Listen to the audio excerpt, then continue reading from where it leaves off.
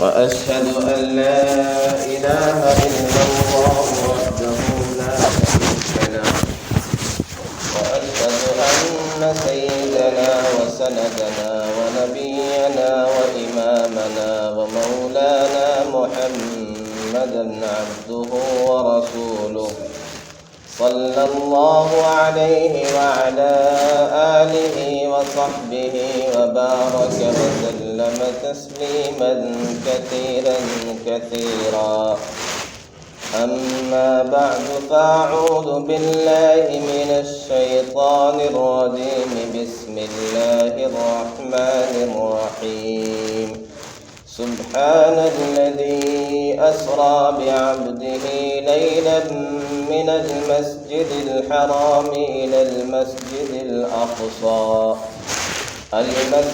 الأقصى الذي باركنا حوله لنريه من آياتنا إنه هو السميع البصير.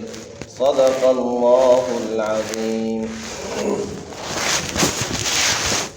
لائق صدر احترام بزرگوں اور دوستوں، آج 25 رجب المرجب ہے. 27 رجب ایک قول کے مطابق نبی اکرم صلی اللہ علیہ وسلم کو معراج کا شرف حاصل ہوا. یوں تو مختلف اقوال ہیں تاریخ کے بارے میں، مہینے کے بارے میں، سن کے بارے میں، لیکن بہرحال ایک بڑی جماعت کا قول یہ ہے کہ 27 رجب المرجب کو یہ اہم واقعہ پیش آیا. اس مناسبت سے خیال یہ آیا کہ معراج کے متعلق چند باتیں کی جائیں.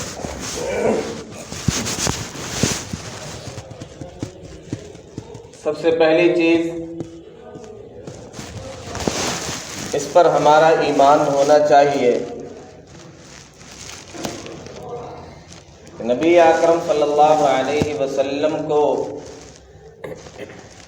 اسی جسم اطہر کے ساتھ آپ کو بیت المقدس لے جایا گیا، پھر 7 آسمانوں کی جہاں تک رب کو منظور تھا سیر کرائی گئی. تو یہ معراج صرف خواب کا مسئلہ نہیں تھا، صرف روح کا مسئلہ نہیں تھا، آپ کو جسمانی معراج عطا کی گئی. اگر یہ خواب کا مسئلہ ہوتا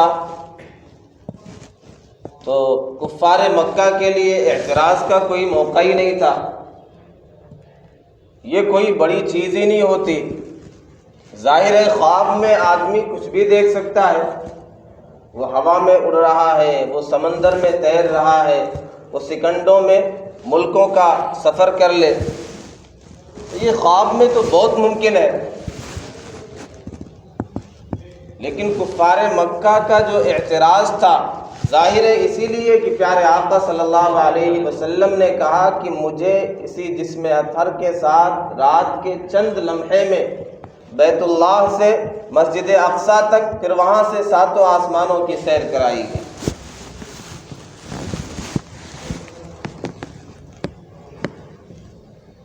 بہت سے نئے جو اسلام میں داخل ہوئے تھے اس واقعے کو سن کر پھر گئے. ابو جہل کو موقع مل گیا تضحیک کا، ہنسی اور مذاق کرنے کا.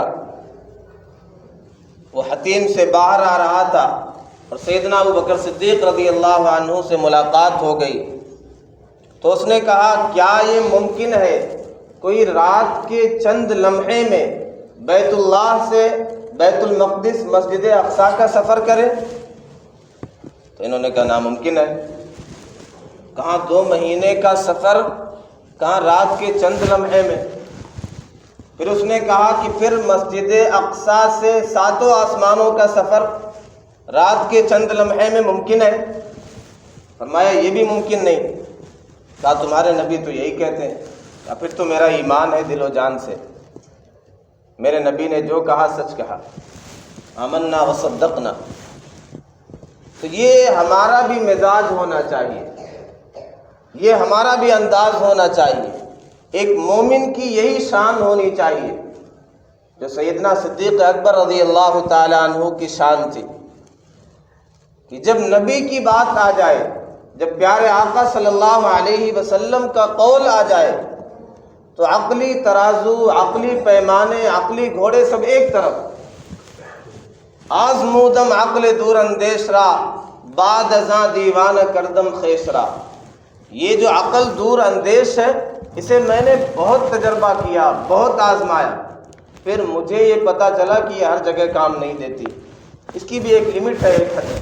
پھر اپنے آپ کو میں نے دیوانہ بنا لیا، دیوانہ رسول بنا لیا، عاشق رسول۔ یہ ہمارا عقیدہ ہونا چاہیے۔ اللہ تعالیٰ نے عجیب انداز سے اس واقعے کا تذکرہ کیا۔ سبحان الذی اسری بعبدہ لیلا من المسجد الحرام، پہلی صورت ہے جو اس انداز سے شروع کی جا رہی، سبحان، پاک ہے وہ ذات۔ یعنی تمہیں اعتراض ہوگا، تمہاری عقلیں حیران اور ششدر رہ جائیں گی کہ ایسا کیسے ممکن ہے۔ آج کے دور میں تو تمہیں سمجھ میں آتا ہے کہ ہزار فٹ کی اونچائی پر تم سفر کرتے ہو، ہوائی جہاز میں ہوتے ہو۔ پہلے تو سمجھنا اور بھی مشکل تھا، پھر بھی عقل حیران، تمہیں سمجھ میں نہیں آتا ایسے کیسے ممکن ہے۔ یہ ساری چیزیں تمہارے لیے مشکل ہے، تمہارے رب کے لیے مشکل نہیں ہے۔ وہ تو ہر عیب سے پاک ہے، وہ ہر نقائص سے پاک ہے، وہ ہر خامی سے پاک ہے، اس کے لیے بلندیاں ہی بلندیاں ہیں، اس کی قدرت میں سب کچھ ہے۔ سبحان الذی اسری بعبدہ، پاک ہے وہ ذات جو اپنے بندے کو راتوں رات لے کر کے گیا۔ یہاں عجیب انداز ہے، یعنی اللہ تعالیٰ کا انداز یہ ہے کہ نبی اکرم صلی اللہ علیہ وسلم کو کنارے کر دیا، آپ کو پریشان ہونے کی ضرورت نہیں۔ یہ اگر اعتراض کریں، یہ اگر افسوس کریں، یہ اگر انکار کریں، آپ کنارے ہو جائیے۔ آپ تھوڑی کہہ رہے ہیں میں گیا، آپ کا رب کہہ رہا اسری بعبدہ، رب آپ کا آپ کو لے کر گیا ہے، آپ کا رب اپنے بندے کو راتوں رات لے کر کے گیا۔ وما ذلک علی اللہ بعزیز، اللہ پر کوئی چیز مشکل نہیں۔ سبحان الذی اسری بعبدہ لیلا من المسجد الحرام الی المسجد الاقصی، مسجد حرام سے مسجد اقصی تک۔ عجیب بات ہے، یہ ترقی کا سفر مسجد سے شروع، مسجد پر آ کر کے مکمل۔ علماء نے یہاں نکتہ بیان کیا کہ ہماری ترقی کا آغاز، ہماری سربلندی، ہمارا عروج، ہماری عظمت، اس کا تعلق بھی مسجد سے ہے۔ اس واقعے سے پہلے کے حالات کیا تھے؟ یہ معراج کیوں ہوئی؟ نبی اکرم صلی اللہ علیہ وسلم نے جب کفار مکہ کو دعوت دی، اپنے مخالف ہو گئے، خاندان والے دشمن ہو گئے، قریبی اپنے پرائے ہو گئے۔ ابو طالب آپ کے چچا بہت بڑا سپورٹ تھا، نبی اکرم صلی اللہ علیہ وسلم کی حمایت کرتے تھے، وہ بھی دنیا سے چلے گئے۔ سیدہ خدیجہ رضی اللہ عنہا، آپ کی زوجہ مطہرہ، اپنے مال سے اور اپنے خوبصورت الفاظ سے پیارے آقا صلی اللہ علیہ وسلم کی تسلی اور تسکین خاطر کا سامان تھے۔ آپ کی مونس و غمخوار، وہ بھی دنیا سے چلی گئی، تو مصائب کا ایک پہاڑ ٹوٹ گیا۔ اسی لیے اس سال کو پیارے آقا صلی اللہ علیہ وسلم نے عام الحزن سے تعبیر کیا کہ یہ غم کا سال تھا۔ پھر آپ نے دیکھا کہ مکے والے میری دعوت کو قبول نہیں کر رہے، چلو طائف چلتے ہیں۔ شاید یہ میری بات مان لیں، شاید میری دعوت کو یہ قبول کر لیں۔ لیکن وہاں کے لوگوں نے جو سلوک کیا، جو برتاؤ کیا، نہ کوئی مقرر اسے بیان کر سکتا ہے، کسی میں سکت اور طاقت ہے، نہ کوئی لکھنے والا اسے کما حقہ اس کا نقشہ کھینچ سکتا ہے۔ خود نبی اکرم صلی اللہ علیہ وسلم نے سیدہ عائشہ رضی اللہ عنہا کے پوچھنے پر ایک موقع پر ارشاد فرمایا، سیدہ عائشہ نے پوچھا تھا، یا رسول اللہ کیا احد کے دن سے زیادہ کبھی آپ کو تکلیف پہنچی؟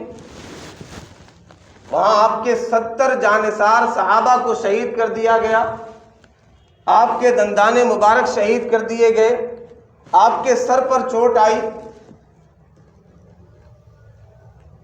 وہ غزوہ جو فتح ہو رہا تھا شکست میں تبدیل ہو گیا، کیا اس سے بھی زیادہ آپ کو کبھی صدمہ پہنچا، کبھی تکلیف پہنچی؟ فرمایا ہاں، جب میں نے اپنے آپ کو طائف والوں کے سامنے پیش کر دیا، پھر انہوں نے میرے ساتھ وہ برتاؤ کیا، وہ سلوک کیا جس کی مجھے توقع اور امید نہیں تھی۔ وہاں جو کچھ ہوا اس کے بعد پیارے آقا صلی اللہ علیہ وسلم واپس مکے میں آئے، 2-3 سرداروں کے امان چاہتے تھے، انہوں نے بھی امان نہیں دی۔ مصائب کا ایک پہاڑ ٹوٹ گیا، پریشانیاں اور رنج و الم،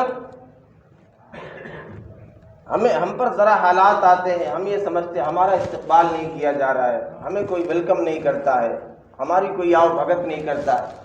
یہاں نبیوں کے سردار امام الرسل رحمت دو عالم صلی اللہ علیہ وسلم کی یہ صورتحال ہے، مکے میں کوئی امان دینے کے لیے تیار نہیں، وہاں طائف کا بازار سجایا گیا، یہاں کوئی استقبال کرنے کے لیے تیار نہیں۔ جب یہ صورتحال، یہ پریشانی، اس درجہ حالات خراب ہو گئے اور اتنا ستایا گیا، پھر اللہ تعالیٰ نے کہا کہ آئیے، دنیا والے تسلی کا سامان فراہم نہیں کرتے، آپ کا رب تو جانتا ہے، ربنا یعلم انا الیکم مرسلون، رب آپ کی عظمت جانتا ہے، رب آپ کی بلندی اور مقام کو جانتا ہے، دنیا والے نہیں جانتے، ٹھیک ہے، رب آپ کی تسلی کا سامان فراہم کرے گا، آپ کو معراج پر بلائے گا۔ اس پس منظر میں معراج کرائی گئی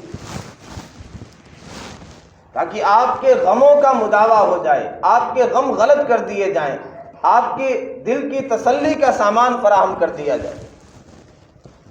یہ سفر مسجد سے شروع، مسجد پہ آ کر کے مکمل ہو رہا، پھر ایک مسجد سے دوسری مسجد، مسجد حرام سے مسجد اقصی، الذی بارکنا حولہ، جس کے ارد گرد ہم نے برکتیں عطا فرمائی، وہاں برکتوں کے دہانے کھولے گئے۔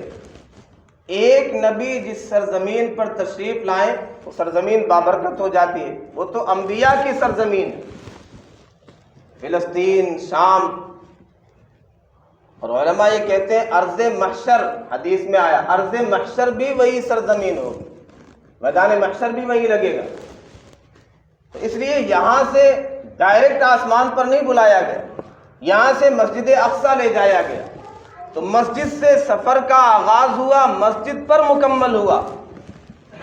یہ ہمیں پیغام دے دیا گیا کہ ہماری ترقی، ہماری عروج، ہماری عظمت رفتہ اسی مسجد سے حاصل ہو۔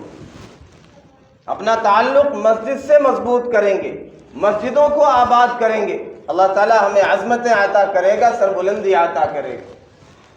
اور ظاہر مسجد کا کام صرف اس دور میں نماز کا نہیں ہوتا، وہاں تعلیم کے حلقے بھی لگتے تھے، وہاں تزکیہ بھی ہوتا تھا، وہاں دعوتی مقاصد کے لیے لوگوں کو بھیجا بھی جاتا تھا، ان کو ترغیب بھی دی جاتی تھی، وہ شفا خانہ بھی تھا، کوئی بیمار ہو گیا ان کا علاج بھی وہاں ہوا، وہ ایک طرح سے قید خانہ بھی تھا، قیدی بھی وہاں قید کیے گئے۔ تو نبی اکرم صلی اللہ علیہ وسلم نے پورے عالم میں جو انقلاب برپا کیا اسی مسجد سے۔ ہم بھی اگر انقلاب برپا کرنا چاہتے ہیں، اپنی ترقی چاہتے ہیں، اپنا بھلا چاہتے ہیں، ہمیں اس مسجد سے پھر سے وابستہ ہونا پڑے گا، اپنا رشتہ پھر سے اس سے مضبوط کرنا پڑے گا۔ یہ نبی اکرم صلی اللہ علیہ وسلم کا معجزہ، مسجد سے شروع، مسجد پہ آ کر کے مکمل۔ میں اختصار کے ساتھ اس کے چند پہلوؤں کو رکھتا ہوں۔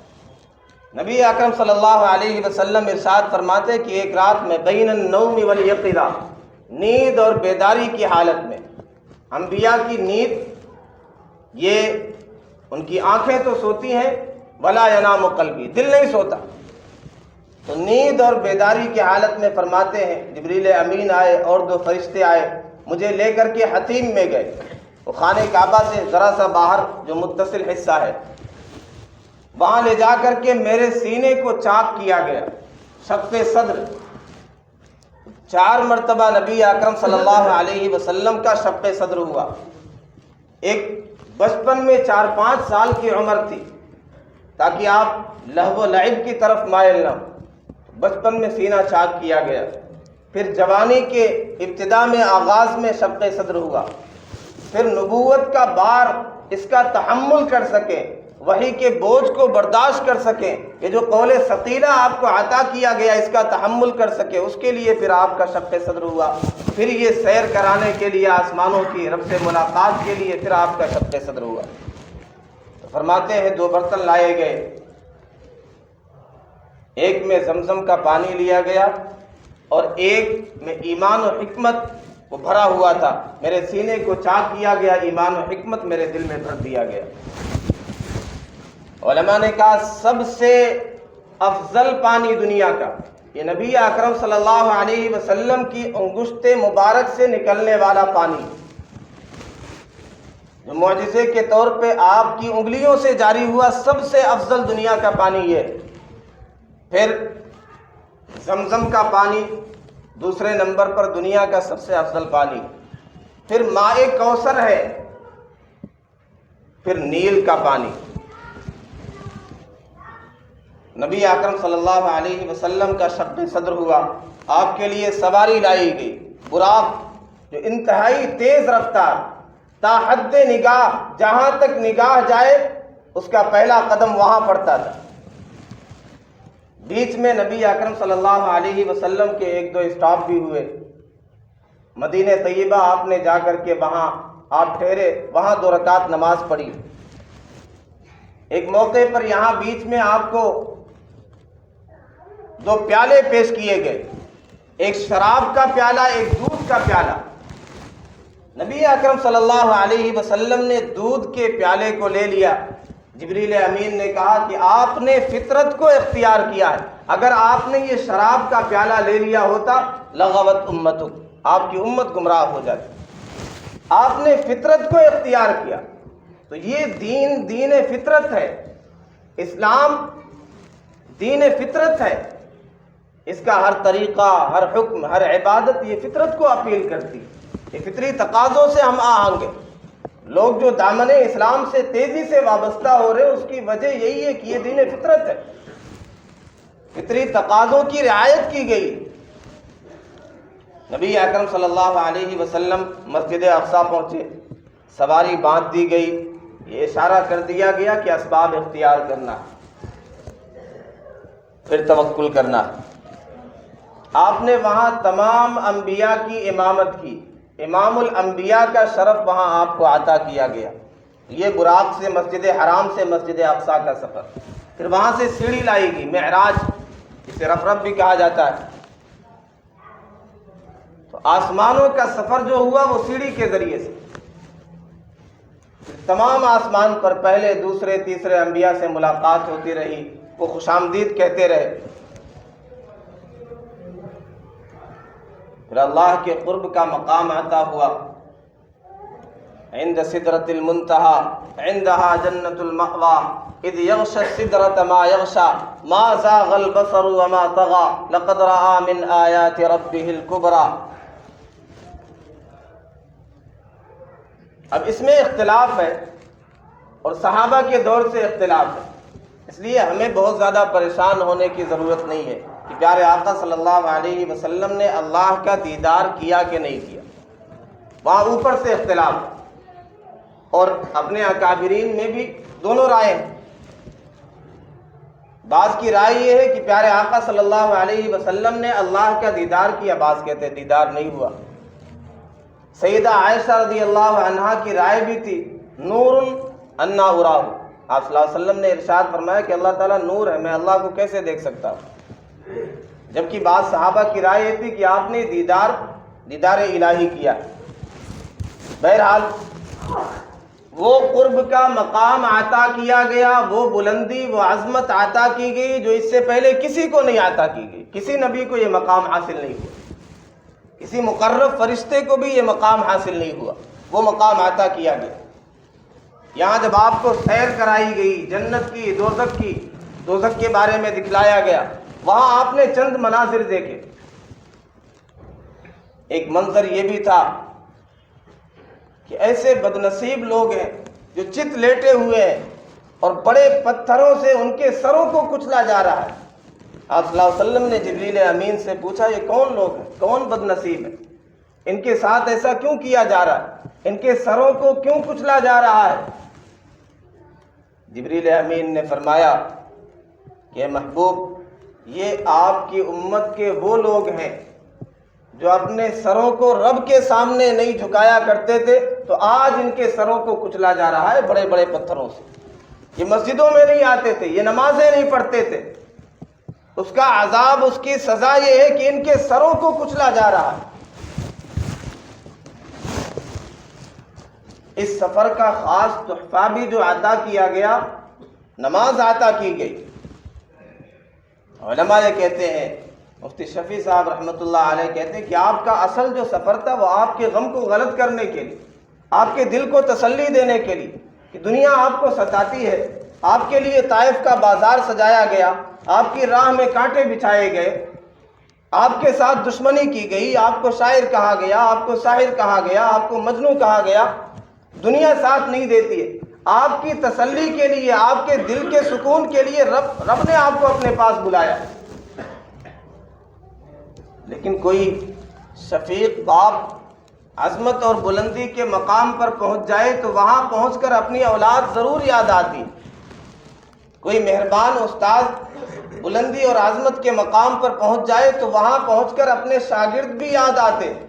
رحمت دو عالم صلی اللہ علیہ وسلم جو ہر ایک سے زیادہ ہم سے محبت کرنے والے، والدین سے، اساتذہ سے، مرشد سے، اپنوں سے، النبی اولا بالمؤمنین من انفسہم، ہماری جانوں سے بھی زیادہ ہم سے قریب ہے۔ ہمارے اپنے جتنے احسانات ہوں گے ہماری اوپر، ہمارے والدین کے جتنے احسانات ہوں گے اس سے زیادہ پیارے آقا صلی اللہ علیہ وسلم کے احسانات، والدین سے زیادہ محبت کرنے والے، پھر ہمیں کیسے بھول سکتے؟ امت یاد آ گئی کہ مجھے تو یہ قرب کا مقام حاصل ہو گیا، مجھے تو معراج مل گئی، مجھے تو رب نے جنت کی نعمتیں دکھلا دی، اپنے قرب کا مقام عطا کر دیا، میری امت کا کیا ہوگا؟ میری امت کو بھی قرب کا یہ مقام عطا کیا جانا چاہیے۔ تو اللہ تبارک و تعالیٰ نے یہ تحفہ دیا، یہ ہدیہ دیا کہ یہ نماز لے کر کے جائیے، یہ وہ تحفہ ہے، یہ وہ ہدیہ ہے، یہ وہ عطیہ ہے کہ اسے استعمال کریں گے، یہ عبادت کریں گے، نماز پڑھیں گے تو جو قرب کا مقام آپ کو عطا کیا گیا اسی طرح قرب کا مقام آپ کی امتیوں کو بھی عطا کر دیا جائے گا۔ الصلاۃ معراج المؤمنین، نماز مومنوں کی معراج۔ یہ ہے بدقسمتی کہ ہم اسے اہمیت نہیں دیتے۔ ہم جو مسجدوں سے دور ہیں، نمازوں سے دور ہیں، ہمیں نہیں پتا ہے کتنا عظیم تحفہ ہے۔ آخر کوئی تو وجہ تھی کہ آسمانوں پر بلا کر کے یہ تحفہ دیا گیا۔ روزے کے بارے میں زمین پر وحی آئی، حکم آیا، زکوٰۃ کا حکم اسی زمین پر نازل کیا گیا، حج کا حکم زمین پر رہتے ہوئے وحی کے ذریعے سے دیا گیا۔ لیکن جب نماز کی باری آئی تو پیارے آقا صلی اللہ علیہ وسلم کو آسمانوں پر بلا کر کے عطا کیا گیا۔ اور پھر ہمیں حیا نہیں آتی، 50 نمازیں کم ہوتے ہوتے 5 کر دی گئی۔ سیدنا موسیٰ علیہ السلام بار بار لوٹا رہے ہیں کہ میں نے اپنی امت کا، اپنی قوم کا تجربہ کیا ہے، میں نے بہت آزمایا ہے، ان سے 2 نمازیں نہیں پڑھی جاتی تھی، 50 نمازیں کہاں پڑھے گی آپ کی امت؟ بار بار آپ جاتے رہے، 5 نمازیں کم ہوتی رہی، یہاں تک کہ صرف 5 رہ گئی، 45 نمازیں کم ہو گئی، صرف 5 رہ گئی۔ اللہ تعالیٰ نے ارشاد فرمایا لا تبدیل لکلمات اللہ، اللہ کے کلمات بدلتے نہیں ہیں، تو 5 لیکن ثواب ملے گا 50 کا۔ سیدنا موسیٰ علیہ السلام پھر بھی لوٹا رہے، جائیے اور کم کریے، کم کرائیے۔ پیارے آقا صلی اللہ علیہ وسلم نے کہا کہ اب مجھے حیا آتی. رب کی اتنی نوازشیں، اتنے انعامات، ہمارا ہی فائدہ، ہمیں قرب کا مقام حاصل ہو اور یہ بھی کرنے کے لیے تیار نہ ہو. آدھے گھنٹے اپنے مالک خالق رازق کو دینے کے لیے تیار نہ ہو. دنیا کے لیے کتنے وقت لگاتے ہیں، اپنے کاروبار کے لیے، آل اولاد کے لیے، دنیا کے لیے، کاروبار دنیا کے لیے آدھے گھنٹے 24 گھنٹے میں نماز کے لیے، رب کے لیے دینے کے لیے وقت نہیں ہمارے پاس. کیسی بے غیرتی ہے، کیسی بے حیائی. نہیں، حیا نہیں آتی، ہمیں شرم نہیں آتی کہ 5 وقت کی نماز نہیں پڑھ سکتے.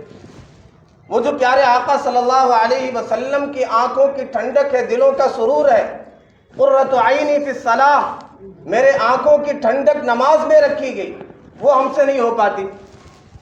نبی اکرم صلی اللہ علیہ وسلم نے ارشاد فرمایا، من ترک العصر فکأنما وطر اہلہ ومالہ، جس نے صرف عصر کی نماز چھوڑ دی وہ ایسے ہے اتنا بڑا اپنا خسارہ کیا ہے جیسے اس کے گھر والے، آل اولاد، اس کا مال سب کچھ لٹ گیا، تباہ ہو گیا. اتنا بڑا خسارہ. ہم کتنا بڑا خسارہ کرتے ہیں، ہفتوں نماز نہیں پڑھتے، مہینوں نماز نہیں پڑھتے، رب کو یاد نہیں کرتے، اور دعویٰ ہے عاشق رسول ہونے کا، محب رسول ہونے کا. پیارے آقا صلی اللہ علیہ وسلم کا شاندار تحفہ جو معراج پر بلا کر کے عطا کیا گیا وہ ہمیں قبول نہیں ہے، وہ ہم لینے کے لیے آمادہ نہیں ہے. دنیا والے دشمنان اسلام جو تحفے دیتے ہیں بخوشی ہم قبول کرتے ہیں. پیارے آقا صلی اللہ علیہ وسلم جو تحفہ ہمیں دے رہے وہ ہم لینے کے لیے تیار نہیں. یہ ہماری بدقسمتی ہے. اس لیے سب سے عظیم تحفہ جو وہاں بلا کر کے دیا گیا ہمیں اسے لازم پکڑنا ہوگا. سب سے زیادہ بندہ جو رب کے قریب ہوتا ہے سجدے میں ہوتا ہے. ہمیں سجدوں سے مسجدوں کو آباد کرنا ہو. یہاں 2 تحفے اور بھی عطا کیے گئے. سورہ بقرہ کی آخر کی 2 آیات، آمن الرسول بما انزل الیہ من ربہ والمؤمنون، اس سے آخر تک 2 آیت. نبی اکرم صلی اللہ علیہ وسلم نے ارشاد فرمایا جو ان 2 آیتوں کو رات میں پڑھ لے گا رب اس کے لیے کافی ہو جائے. یہ معراج کا تحفہ ہے. پھر لا حول ولا قوت الا باللہ، یہ بھی معراج کا تحفہ ہے، وہیں عطا کیا گیا. یہ جو کثرت سے پڑھے گا عبادت پر ثابت قدمی کا ذریعہ ہوگا، شیطان کے شر اور وسوسے سے حفاظت ہوگی. پھر وہاں یہ بھی تحفہ عطا کیا گیا کہ اپنی امت سے کہہ دینا جو اللہ کے ساتھ شرک نہیں کریں گے اللہ تعالیٰ انہیں جنت میں ضرور داخل کرے گا.